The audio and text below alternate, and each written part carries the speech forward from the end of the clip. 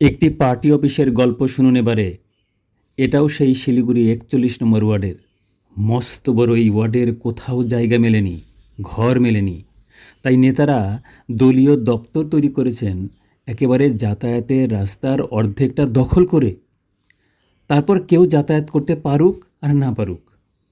দেখুন, এই হলো রাস্তার পাশের ড্রেন, এরপর ফুটপাত, তারপর মূল রাস্তা। কিন্তু ড্রেন ঘেঁষে পুরো ফুটপাত ও খানিকটা রাস্তা কবজা করে বানিয়ে ফেলা হয়েছে এই মডেল পার্টি অফিস।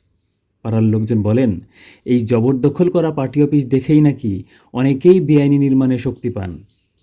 এভাবে রাস্তার উপর পার্টি অফিস দেখে পুরো কমিশনার বীর বিক্রম রায় পুরো আধিকারিক এবং ইঞ্জিনিয়ারদের নির্দেশ দিলেন দ্রুত নোটিশ পাঠাতে।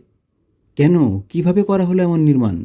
উত্তর সঠিক না এলে এই অফিসও যে গুড়িয়ে দেওয়া হবে সেটাও এক প্রকার স্পষ্ট করে দিলেন। দেখতে থাকুন 7 দিন.in।